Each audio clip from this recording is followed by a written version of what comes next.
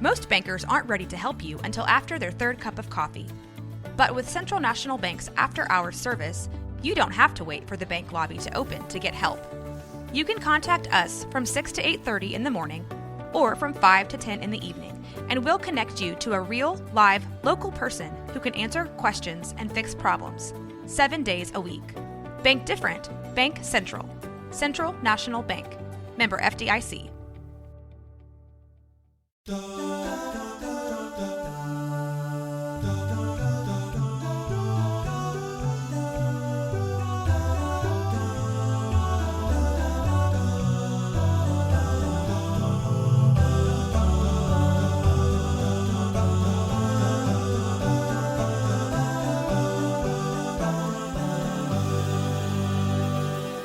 Hey, okay, so we're back.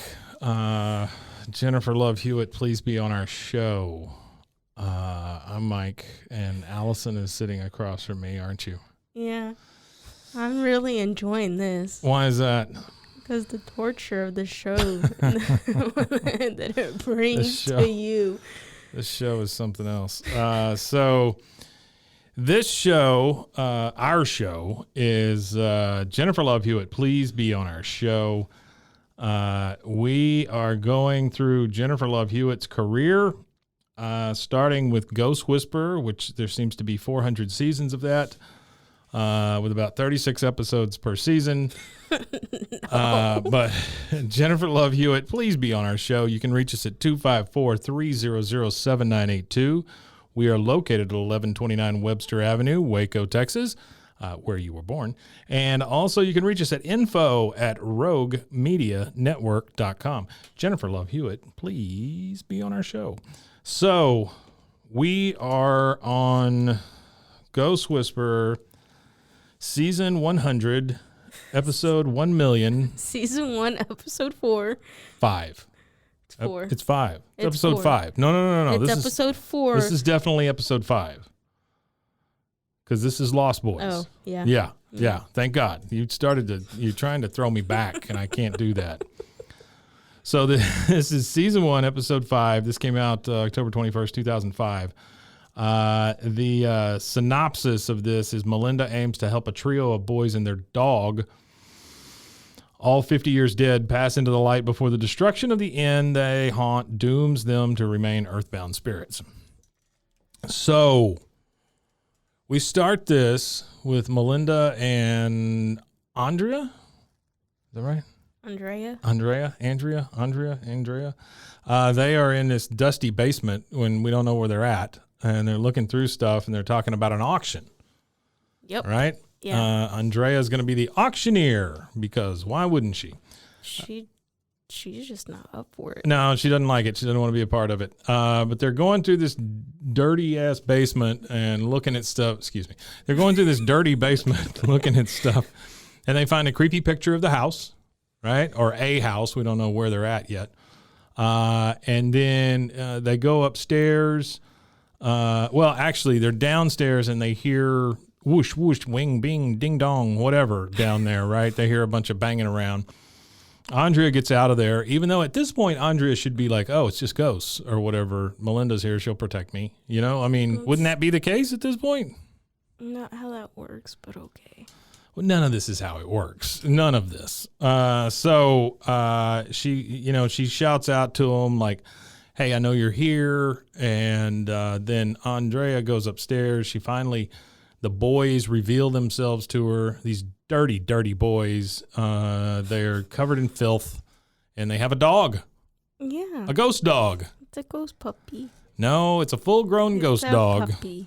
One of the kids looks like he's from 1945. He's got a raccoon hat on. And then the other kid is the normal kid, but they are both super dirty, right? Yeah. We don't know why. They're just dirty little kids, right? Well, we come to find out later. Well, we do. 2 Yeah, minutes later. We find out later. But so anyway, that's how it opens. Then we get the, hey, I can talk to ghosts. You should too, or however that opening goes.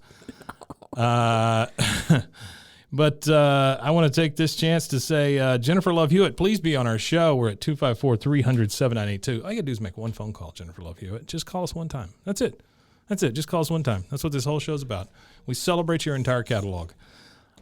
So we come back to the show, and we find out that they are in Kensington Arms.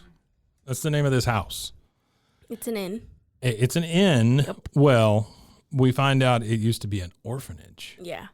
And we find that out from, what's that dude's name? I don't remember. Mr. Gooberschnotz? So I wrote it down here. The old owner.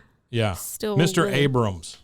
That's who it is. I think that's the new one. Well, no, Mr. Abrams wanders up. He's like the caretaker or whatever, or the old owner of it. Yeah. And he goes, "Where'd you get this wacky-ass picture?" And then they say, "Oh, we found it downstairs." And he blows on it and rubs it, and all of a sudden you see the inn that used to be the orphanage. And then he tells them all about the fire that happened in 1956, and a bunch of boys died. And then I wrote down knick-knack paddywhack. Why did I write that down? At some point they say knick-knack paddywhack, I guess. I don't know. But it used to be the St. Michael's Home for Boys, and it was an orphanage. So it was a boys' orphanage. Then they had the big fire, and then Melinda tells Andrea that when child spirits die, they get attached to places, which is not at all what we get proved later. I mean, there's the things they say and the things they do in the show are completely different. It's super different from each other, right? So we find out that there's a kid named Rat, a kid named Marty, and a kid named Victor. And they are still attached to the house. We go upstairs where the two dirty ghost boys take Melinda upstairs to meet Rat. Yeah. And one of the kids is holding a mirror in front of Rat for some reason. And then he's like they're doing his bidding because Rat's like the super alpha of this group or whatever. And he gets pissed off when Melinda starts talking to him and busts out some windows to prove he can do it. And so Andrea's like, well, how did that happen? She goes, well, ghosts can build up power over time and then they can make things happen. Duh. Okay, so we found out that in the last episode, it takes all this power to even make the lights flicker. And now dirty ghost children can make windows bust out. So that's a little bit... Yeah, again, I never said the show didn't contradict itself. So they're outside and they're putting all their loot into the car to take to this big auction because they're auctioning off everything in this dirty ghost house, so that they can then sell the house. They think. Up comes a Mercedes, big black Mercedes with a driver, and the guy in the back introduces himself as Tobias Northrum. One more time, Tobias Northrum. And he says he's going to tear it down. They're going to tear down the damn house. Yep. And she can't do anything about it, right? And she's like, oh, my God, no, don't tear down the house. Really good acting by Jennifer Love Hewitt, who we would love to have be on our show. Jennifer Love Hewitt, please be on our show, 254-300-7982. Just one phone call. That's all you need to make. So the raccoon boy tells Melinda after Mr. Mercedes drives off that he knows they're dead because they never get hungry, they never sleep, so that equals dead. But he's very lonely. And then he asks her, won't you just spend the night with us? Which is just weird. It's just really odd for a raccoon boy to make that call. We go back to Melinda's house. She says she can't spend the night with him, by the way. Says she can't. Then we go to her house. Where husband, what's the husband's name? Jim says he's got this friend coming in, Lou. But Melinda. she doesn't like Lou. Not a Because fan. Lou's a punk. She says that Lou calls her the Yoko Ono of their group because he feels like she broke them all up. And then she goes, well, I got stuff to do too. I'm going to go spend the night in the haunted house. So she completely changed. She told Raccoon Boy that she wouldn't do it. And now she's like, well, Lou's coming? Screw that. I'm going to go stay in a haunted house then.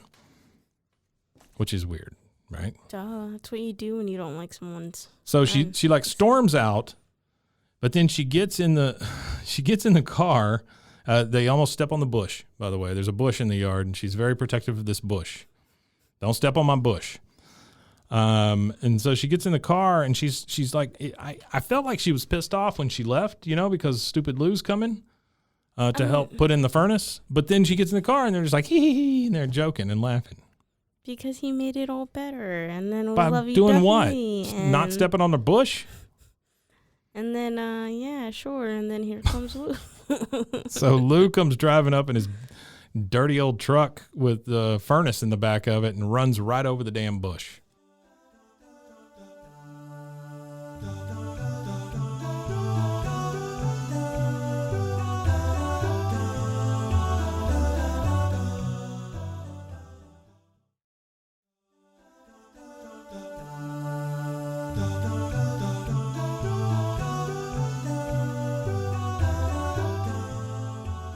So we know Lou's a freaking train wreck.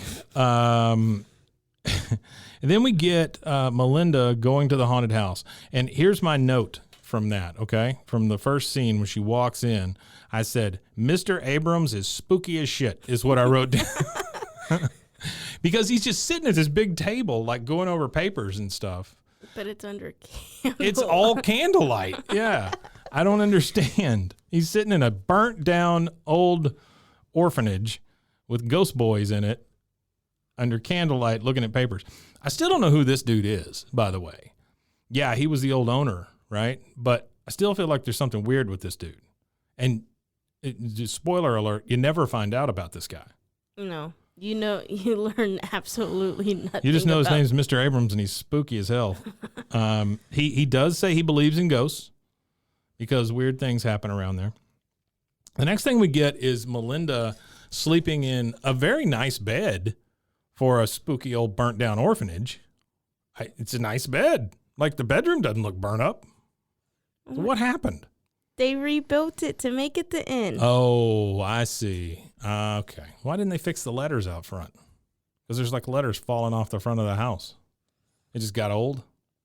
Okay. I don't control that part, man. Okay. Now how God, much, I hope you don't control any of this. now how much they pay attention to But continuity. she's laying in this bed and she's in like a full gown, like a dressing gown, like this. You think like it was like, but she doesn't sleep in that all the time. Anytime we see her at home, she's wearing like a little skimpy thing or whatever. Now she's wearing like a haunted giant dressing gown. she kind of wears that often enough throughout this Really? the show. Yes. Okay, all right. It's very weird for It's being foreshadowing, I guess. like very much being set in 2000, but it's like not What do you mean? like her dressing. It's Oh, not yeah. like No. Who Anytime in 2000s wears a gown? Anytime you turn the lights off, this show changes. Like anytime there's supposed to be like something spooky, everybody's dressed different, everybody acts different, everything, right? And by the way, I got a huge bone to pick at the end of this thing. Oh no. Yeah, and I think you know what. So she's in a dressing gown on the bed. She hears the boys playing in the other room. She finally gets in touch with them. And they ask her to read them a book. And so I just wrote down, boys can't read, but Ernie could read. And Ernie's the one that they never found the body of, right? Yeah. So these boys don't know, but their favorite book is Peter Pan, which makes total sense. How Because, convenient. well, I mean, the thing's named Lost Boys. I can get over that. That's not a problem, right? So she starts, huh? You gotta tie the show in somehow. Well, sure. So she starts reading Peter Pan to them, and then the kids tell her that Rat's brother Mikey got adopted, and so there was a lot of crying and stuff whenever he left, and that's one of the reasons Rat's so tough. And then they drop the truth bomb of the fact that the kid drowned. He got hit by a big wave, is what they said, and he drowned at the beach after he got adopted. So it's not bad enough that this kid, that the one brother died in a fire, the other brother gets adopted out from under him and then dies at the beach. That's a rough family. There's two of the elements right there. Huh? You got wind, you got water and fire. Now you just need wind and earth, and then they're good. This show's got some wind, all right. Yeah. So I just wrote down, she sits there and reads to ghosts. And so that's what she's doing. She's reading Peter Pan to him. But Rat is right around the corner, and he don't want none of it. I don't want none of it. I see what you're trying to do, right? That's what he says. Yeah. And so he wants her out. This is a good time to mention that we would love to have Jennifer Love Hewitt on our show. Jennifer Love Hewitt, please be on our show. Our phone number is 254-300-7982, and you can get a hold of us at info@roguemedianetwork.com. Jennifer Love Hewitt, please be on our show. Is that her stuff? That's our information? That's who? That's our information? That's our information, yeah. It has been for a while now. So next scene, we're back at, oh my God, this stuff is so old, please buy it. What's it called again? The inn. I don't know the name of the inn.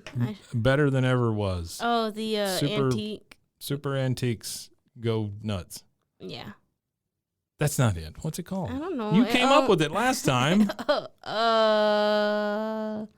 Better Than Ever Was. Yeah. Or something like that. It's something, I don't know. It's please buy my china. The point is, it's the antique shop. And so her and Andrea are talking while Melinda just lays on something, which, again, not seeing a lot of work out of Melinda. She just doesn't do a whole lot. She never does. She lays on things and talks about stuff and scares ghosts into bursting things and then just leaves. Don't worry, it gets worse. Okay. So she comes up with the bright idea of starting the Grandview Historical Society, which is not a thing. And so she asks Andrea to be her vice president in it. She says she's going to pass at that. But she goes and talks to the guy from the Mercedes who wants to tear the place down, and he still wants to tear it down. He's very adamant about it. By the way, the guy that was in this as Mr. Teardown is Bruce Weitz. I believe I'm saying his name right. Weitz, Weitz. I know him from way back because first saw him on Hill Street Blues. You probably don't even know what that is. Nope. TV show in the 80s. Very, very good cop drama. He was on Hill Street Blues the first time I saw him. The 80s is a whole 10 years. You do realize that everything's recorded and you have a television. So you do realize anything that's before me, I probably haven't watched. Well, that's just depressing.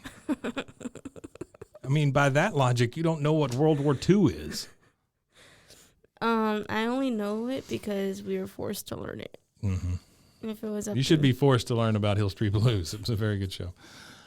So we're back at Melinda's house after she gets the disappointing news that the guy from Hill Street Blues wants to tear the place down. He's very adamant about it. She goes to open a door, and there's dumbass Lou with like a cucumber face mask on and tells her, boy, this stuff's really good. It makes my skin tingle. This guy's a dipshit. So I just wrote down Lou with face mask on - idiot. So that's what that is. Yeah.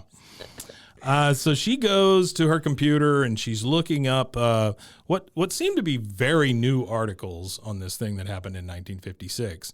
But it's news articles about it, and it talks about how the doors were locked for some reason. We never find out why the doors were locked. They say it might have been a new security guard or something, but where the hell's a security guard at an orphanage in the middle of the night? I mean, don't you hire a security guard to be there the whole time? I mean, why would you not lock the doors, though? But why are they locked from the outside so people can't get out? I mean, that's jail. That's not an orphanage. That's a jail. So anyway, we see pictures of the kids, and we see all 4 of them that died. This is the first time she realizes, oh, crap, there were 4 of them, not 3. So we got Rat, we got Victor, we got Mulaney, or whatever his name is. The other one. Yeah, we got the other one, and then we got the dog. Damn dog ghost. And so... I get a sense you don't like the dog. No, I like the dog's very cute. He's very friendly. He's a cute little dog. I don't know that there's such thing as dog ghosts, but okay, because they'd be everywhere. So anyway, she's looking at these, and then in through the front door of her house busts like 7 guys, and they're all obviously drunk. Why they all have to go through the door at the same time? I don't know. I just wrote down, dumb guys bust in door, more idiots. Because there's so many of them. And they're like, all right, Melinda, sorry, I'm going to get a beer. And then she says something that's really cutting to, what's her name? Jim. I don't know why I can't remember Jim. He's very generic. She says, I figured it out. It's not that I don't like Lou. I don't like you when you're around Lou. Man, that cuts to the core right there. That is rough. Just saying. Get rid of your friend because you're an ass when he's around. Ow. Yeah, that's tough, man. But anyway, she ends up, she's like, okay, all these idiots are here. I'm going to go to the haunted house again. So she takes off to the haunted house. She sees spooky old Mr. Nothing in the house, and he tells her about Rat, Vic, Marty, and Ernie. They all died, and the fact that Rat and Ernie were really good friends. They were always together. You couldn't break them apart, but they never found Ernie's body. Which, two of the kids, I'm assuming Vic and Marty, were holding hands.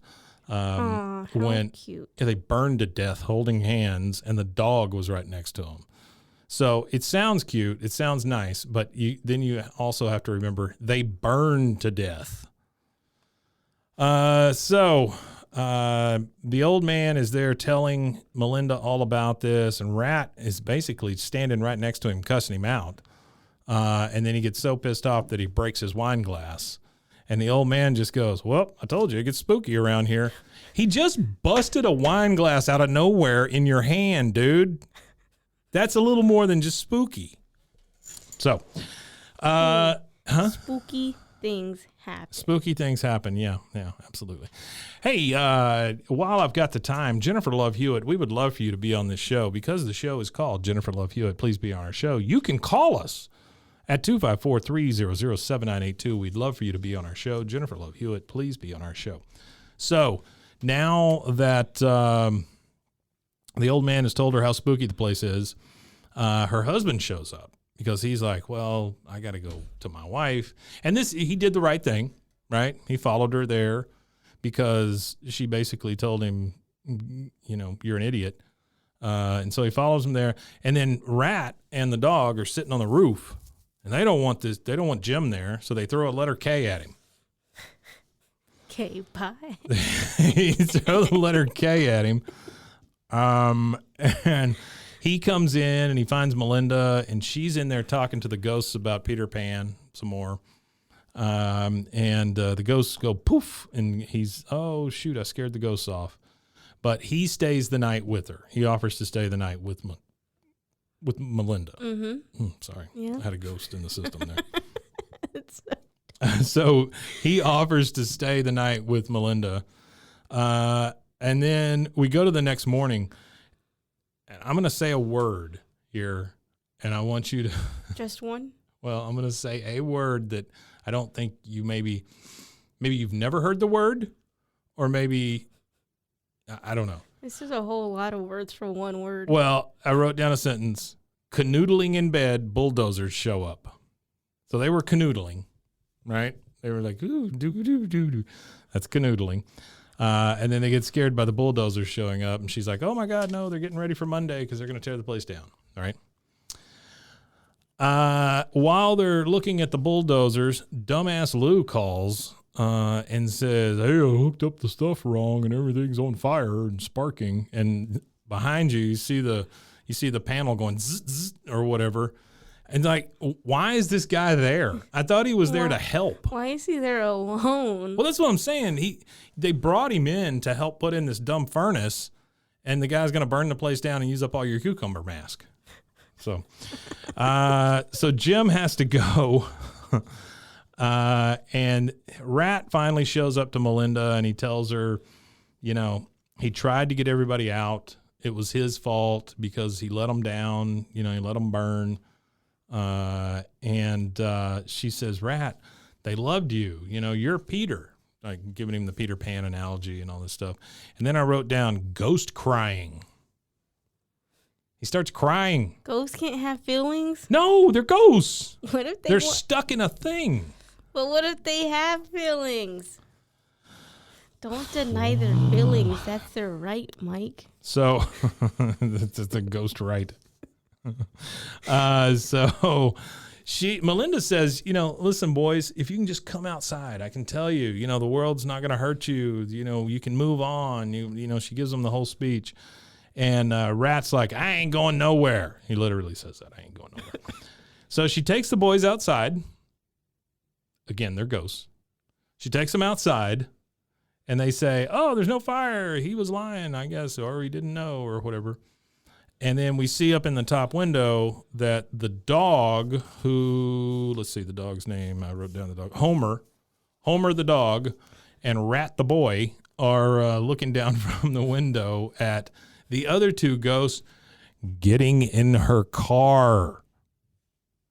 She puts the two ghosts in her car and drives them around. Again, I don't think that's how it works.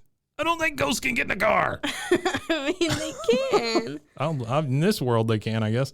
Duh. So the ghosts get in the car. I wrote down, so the song that they're playing while the ghosts are seeing the beautiful city, it's a song by the Eels, a group I really like. I know you've never heard of them. The Eels did some songs for Shrek. I don't know if you're familiar with that show. I don't know if that was out when you were born or not. It's definitely a movie. Yeah, well, it's a show. So this Eels song is playing. I wrote down, Eels song plays while ghosts see the town. Dear God. So there you go. So Dirty Raccoon Boy asks Melinda to be their mother. And she says, well, I can't be your mother, but I would be proud to have you as sons, which seems like you just met these ghosts. Rat shows up during the auction in which Andrea, so they're in the center of town now where the big auction's taking place because everything takes place in the center of this town. They're selling off all the ghostly possessions there at this auction where Andrea is trying to be the auctioneer. And she's doing a fine job. But the ghost boys are over there going, 5,000, $1 million, $1, whatever. They're over there being kids. That's fine, whatever. But then Rat shows up during the auction and he asks her, it's finally gotten to him kind of, right? He's like, okay, they left, I can leave. All he wants to do is see Mikey, his brother. And then Melinda promises him that he'll see his brother. She can't promise it. She doesn't know that. Maybe she can. Maybe she knows. How would she know? She sees the ghosties. Right, but she doesn't see him after they cross over. So how does she know he's there? Because maybe he's in hell. Maybe the kid was terrible. Maybe this is a hell child. Listen, the point is to cross them over into the light. So in hopes that they but this kid, she doesn't know. She doesn't know if this kid crossed into the light. Maybe she helped this kid cross over into the light. She didn't say that. I don't know. Okay. Right. Don't know any So anyway, she promises the ghost to get out of her way. And then we're back at her house and Lou's sitting on the couch with a beer. Jim comes in and basically says, listen, Lou, you're an idiot. You got to leave. And that's the last we see of Lou. I don't know if he left and hung himself or what happened. That's so dark. But Lou's gone. Lou just leaves. So dark. I'm an idiot. I got to go. We're back at the auction, and the guy from Hill Street Blues that wants to tear the place down, he's looking at all the stuff, and he sees this big wooden box that's got the word Ernie inside it, and he touches it like it's going to freaking do something or whatever. But I wrote down wooden box, Ernie inside.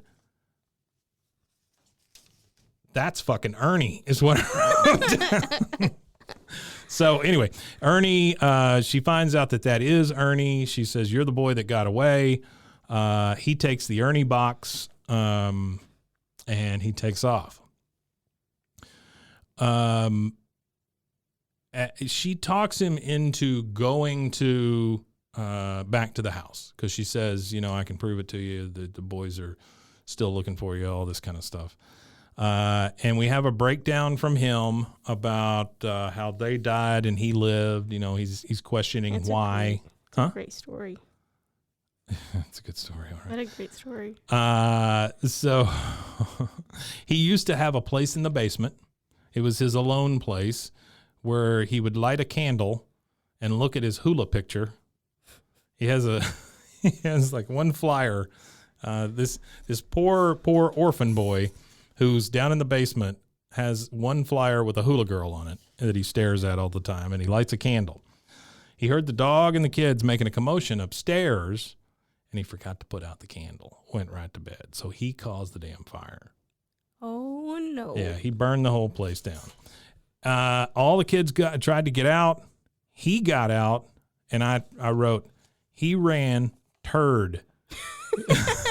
The guy's kind of a jackass. He ran and didn't even look back. I mean, he's like, I got to get out of here. Hey, isn't that thing... Never mind. What? No, it's okay. Okay. So he says the next day he saw the front page of the paper, and it said that he died. And then one of my favorite lines of this show says that he crawled into a trash bin and cried until his throat hurt. That's... So here's the part he leaves out, right? He leaves out the fact that he's still freaking Ernie. What does he do between then and now? He obviously changes his name at some point. He gets millions of dollars, apparently. I want to know that story. What happened after you took off and left all the kids to burn? What would you do after the trash bin? Well, clearly he changed his name and became a millionaire. But like That's what he a did. 12-year-old kid can't just go change their name. So, I mean, what happened between then and 18 when he could change his name? He'd be homeless. He'd be hustling. He'd be... Hustling. All right. So she says, the boys are still there. She takes him back to the house. He's like, I don't believe in any of that stuff. She goes, I'll prove it to you. And then Rat tells the guy through Melinda that it's still there where you hid it. He looks up in the ceiling of the, he said he was in the basement, but this is in the attic. It's what it looks like. It's the very top because he pulls it out of out of the roof. He pulls out his hula picture. So I wrote down, finds hula girl paper even though the place burned. Only half of it burned. It burned. They turned it into a inn, and yet this hula girl picture's still up there. Mm-hmm. For anybody, that's a bit of a stretch. Just saying. Mm-hmm. Sounds accurate. Okay, so we're getting towards the end here. I want to make sure that I remind Jennifer Love Hewitt to please be on our show. The namesake of our show, Jennifer Love Hewitt. You can reach us at 254-300-7982. Jennifer Love Hewitt, please be on our show. So he found the hula girl picture, and then he starts communicating with the boys through Melinda. They said, hey, you got your teeth fixed and you're getting real old. He goes, no cavities. These are all false teeth. Rat, he tells Rat that he would give all of his money to see him again. Rat basically says, we're okay now. You can tear the place down. They're going to go on a new adventure. So the boys have decided they're done. They've fixed everything. They're going to move on, right, now that they saw Ernie. We go to the top of the stairs where the boys magically become clean. They're not dirty anymore. But they haven't crossed over yet. That's what I'm saying. It's because they let go of that thing that was holding them back. So they're the dirt? Therefore, voila, they are free to cross. Oh, okay. I wrote down, they got clean and went into the light. Rat says goodbye, Wendy, to Melinda, obviously referring to the Peter Pan thing. She says goodbye, Peter. Then the whoosh of the wind hits Hill Street Blues man in the face, and he goes, I feel so much better. Everything's lifted or whatever. Uh-huh. So, I mean, it's great. It's a good ending, okay? However, I'd like to know something.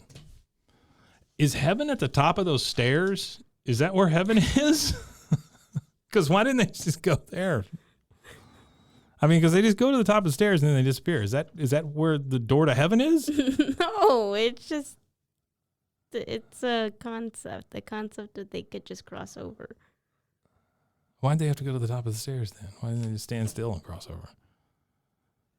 I Okay, don't see, know. It's yeah, just the concept of right. you got to walk into the light, so they had to walk into the light. Okay, so they walked into the light. Everything's great. Ernie feels wonderful. Everything's good. We don't find out whether they tore the place down or not. Don't know. Right? That's never answered. I'm assuming no. We don't know what happened to Hill Street Blues Boy. We don't know where he went.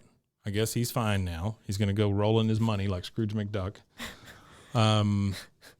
And so the next scene we have right before the credits is the Melinda and Jim are canoodling in their own bed, talking about the future or whatever.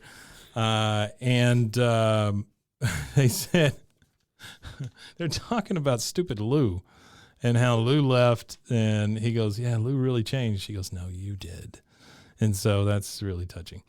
And we hear glass break downstairs. Something like that, right? Mm-hmm. And so they're like, oh, my God. They get up out of bed. They go down and they look. Guess who it is? It's the puppy. It's a damn ghost dog playing ball with himself. So he has the ball in his mouth at the top of the stairs. He lets it go, and then he catches it at the bottom of the stairs. Like he goes, poof, poof, poof, poof. This ghost is running around. Why can't the dog cross over? We find out later. Oh, seriously? We do find out in a later so she keeps the damn ghost dog in her house? Yes. Oh, man. Okay. Well, that makes it a little better. That's an unanswered, that's a question that's unanswered until later. I just wrote a note at the end that says this show sucks. It's not okay, so here's the thing. The show is not awful. It's not my cup of tea, right? I mean, it's great acting by Jennifer Love Hewitt, who should be on our show. And if she wanted to be on our show, she could call us at 254-300-7982. But I have a problem with the ghost physics and how all of that works. I mean, if you think a ghost dog could poof from the top to the bottom of the stairs. I didn't think you were going to say poof. But who cleans up after a ghost dog? But if he poofs from one end to the, why can't other ghosts? Why can't? That's what I'm saying. Why can't they just poof poof poof poof? But why is the dog in her house? Because it had to find a new home. Okay, I don't understand this. With new people. Because at the beginning she says that they're tied to a place, and then she puts them in her car and moves them. It seems like she's playing God with these ghosts, right? She's just running them around all over the place, playing Eels songs at the top of the volume. Okay, well, that is season 1, episode 1,000,000, and 5. And I, for one, can say I was very happy at the end when I realized it was over. Oh my God. No, I'm sorry. I'm being really hard on it. I'm sorry. It's a fine show. I think that Jennifer Love Hewitt has done better work. She was very good in it, but I think she has been in better vehicles than this show. Red Jeep. Yeah, she's been in a red Jeep with ghosts packed in it. But once more, let me say this one more time. Jennifer Love Hewitt, please be on our show. You can reach us at 254-300-7982. You just have to call once. We're located at 1129 Webster Avenue in Waco, Texas, where you're from. And our email address is info@roguemedianetwork.com. If it makes you feel any better, she upgrades her red Jeep. Oh, really? To a brand new red Jeep. She upgrades her red Jeep to a brand new red Jeep? Yeah. At some point, magically, she just gets a brand new red Jeep. Oh, really? No explanation, no nothing. It's just a ghost. A brand new it's red a ghost Jeep. I did want to mention a couple of things here. So we've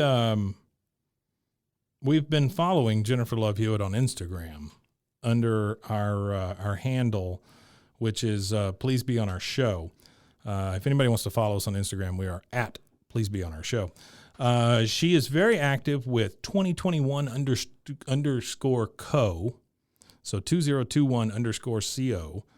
That is the place where she has her holiday tags. where you can go and get holiday tags. They're all made in New England. Designed with a purpose, artistically crafted, stationery, teas, candles, and more. So that is 2021_go. Then also she loves Holiday Warehouse. Holiday Warehouse. They are in Plano, Texas. So they're pretty close to us. Is this like an Amazon warehouse? No, this is a holiday warehouse where they keep all the holidays. It says family-owned showroom featuring holiday home and event decor based in Plano, Texas. Their hours are Monday through Saturday, 10 a.m. to 6 p.m. and Sunday, 12 to 6. You can get to them at holidaywarehouse.com. I like how you had to take a breath there. Well, I run out of breath. So you should check both of those out, 2021Co and Holiday Warehouse. And then, of course, if you're listening to this and you can't get enough of Jennifer Love Hewitt, then check us out at roguemedianetwork.com, or you can follow Jennifer Love Hewitt at Jennifer Love Hewitt on Instagram. All right. Anything else we got there, Alison? Nope. I'm excited for another episode. So, season 1, episode 6 is what's coming up. You want to give me any hints? You know anything about it? Oh, not off the top of my head. You gotta look. Sign of a good show when you gotta look it up. To be fair, I've watched this show like 5 times. You've watched it all the way through like 5 times, right? Yes. Okay. I should definitely know this show better than I do. You should definitely see a psychiatrist is what you should do. That's the should. But anyway, check us out at roguemedianetwork.com, and we will see you next time. Bye. Yikes.